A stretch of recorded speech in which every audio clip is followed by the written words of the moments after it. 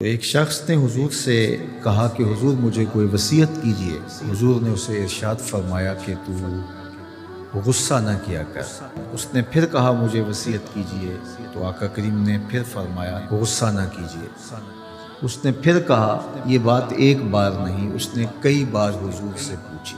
وہ کوئی اور وصیت طلب کرنا چاہ رہا تھا کہ یہ تو ٹھیک ہے، کچھ اور وصیت بھی کیجئے۔ اس سے ایک تو اس شخص کی ذاتی صورتحال ایسی ہوگی، اور دوسری یہ ہے کہ اس نصیحت کی اہمیت کے پیش نظر کہ غصہ جب انسان کو آتا ہے تو وہ مغلوب ہو جاتا ہے اور بہت غلط فیصلے کر بیٹھتا ہے۔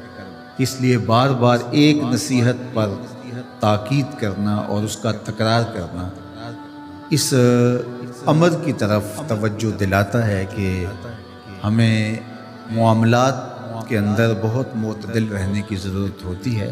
جو شخص غصے کو نافذ کرنے کی طاقت رکھتا ہے، ایک تو ہوتا ہے کہ بندہ غصے سے خود اپنے آپ کو بے چین کرے گا، لیکن اپنے غصے کو نافذ نہیں کر سکتا، غصہ نکال نہیں سکتا، خود پیچ و تاب کھائے گا۔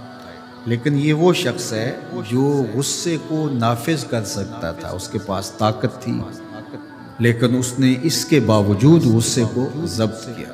حضور علیہ السلام نے ارشاد فرمایا، قیامت کے دن اللہ تعالیٰ لوگوں کے سامنے اسے بلائے گا اور اللہ تعالیٰ اسے اختیار دے گا کہ جنت کی حوروں میں سے جس کے ساتھ تم نکاح کرنا چاہتے ہو، جس کے ساتھ تم رہنا چاہتے ہو، تمہیں اس کا اختیار دیا گیا ہے، اس لیے کہ تم نے اپنے غصے کو ضبط کیا، اس کو نافذ کرنے کی طاقت کے باوجود۔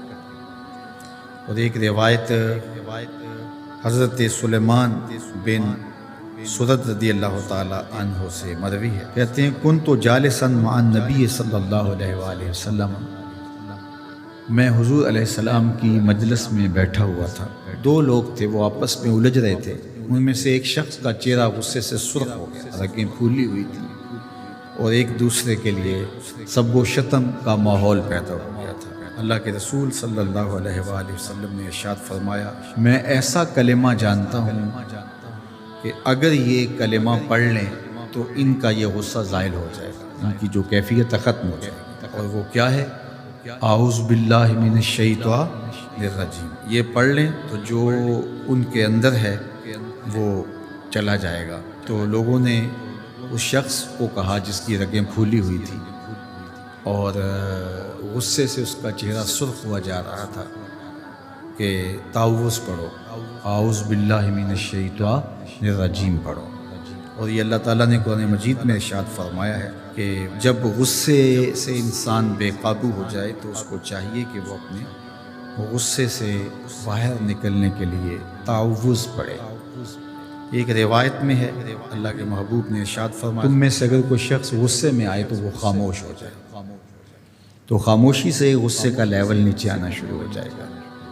اور ایک روایت میں ارشاد فرمایا، جب تم میں سے کوئی شخص غصے میں ہو تو وہ کھڑا ہوا ہو تو وہ بیٹھ جائے، اور اگر اس کا غصہ اس سے زائل ہو گیا تو ٹھیک، ورنہ لیٹ جائے۔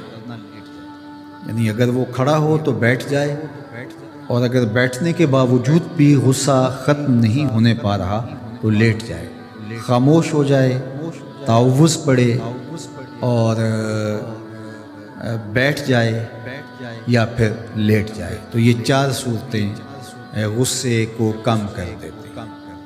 تو غصے کو نافذ کرنے کی بجائے کوشش کرنی چاہیے کہ غصہ جو ہے وہ فروغ ہو جائے، کیونکہ غصے میں انسان ایسے امور کر لیتا ہے کہ بعد میں اس کو سخت پچھتاوا ہوتا ہے۔